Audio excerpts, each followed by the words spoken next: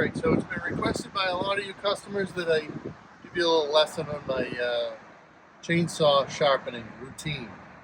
I'm giving a handful of customers this routine in the shop.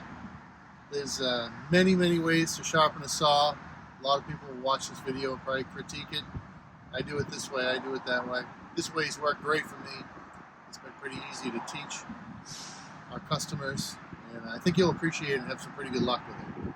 So this here, this is my personal chainsaw, an old Husqvarna. Love it. It's got a 3/8 chain on it. To sharpen a 3/8 chain, you need a 732 file, and we can help you with all this stuff. Filing a chainsaw is about good consistency and patience. Typically, I don't have either one. So when you sharpen a saw, we do one side at a time. I like to count how many passes. You'll see closely here, there's a line inscribed. You want to keep the file parallel with that line. It's very important. It's also important that you don't rock as you file through here. So you're going to do nice, steady, straight passes. 1, 2, 3, 4, 5. Try and use the same amount of file on each pass. And a file only works pushing. It does not work pulling. You actually ruin the file by pulling and lessen the sharpness. So push, and you'll hear a light drag back, but I'm not putting pressure on it. Again, consistency. Go through and count each one. Careful, all this is sharp. Same amount of file. 1, 2, 3, 4, 5, 6. You can do 6, you can do 10, depends on whether you hit dirt or what the scenario is. By the way, this chain's a little bit loose. Every pass.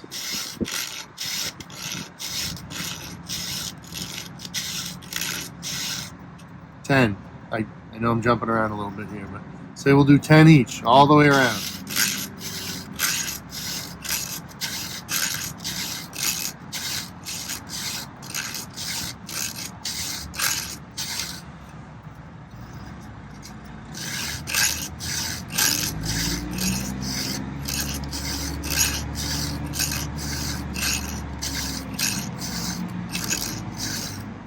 Also, I kind of tend to put a little bit of upward pressure.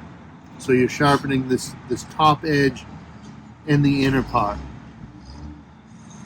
You can push straight in as well. Many people do it that way. It probably works similar. I tend to push up. I want to get this under edge here nice and sharp. So you do one side, 10 passes, and then you're going to switch. This is hard. It takes a little getting used to because now you're going righty instead of lefty. But you got to use the same amount of file surface, and again count to 10, staying parallel with that line on the saw.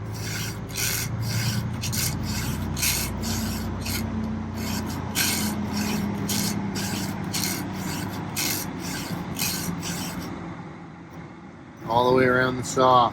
Consistency is important.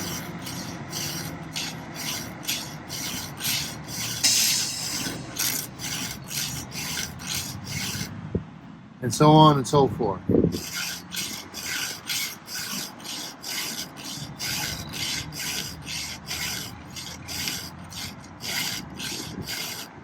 Again, very important, you're not rocking the file this way or this way as you file. A couple things to look out for. You do 10 on each side, consistent all the way around. You go to cut your first cut, and it might cut as a circle. It might not. It might fight its way through. It's wanting to go one way or the other. Essentially, that means you get one side sharper than the other. I usually recommend go back and do the whole same process. Do maybe 5 passes instead of the 10. You're just trying to balance it out at that point. I also recommend maintenance. It will make you better at sharpening, and you'll constantly be using a sharp saw. So you might cut for an hour or so and just Give it a couple passes, a couple 3 or 4 passes. Take 15 minutes, sharpen the saw up, and you'll constantly be working with a nice, sharp, maintained chain, which is less wear and tear on the motor and the clutch. You put less time on the saw because you cut more productively and faster. There's a lot of benefits, and you'll get better at it in time. Keep doing it equal passes. Nice parallel file, pushing only. You get a lot of life out of the chain rather than throwing them away and buying new.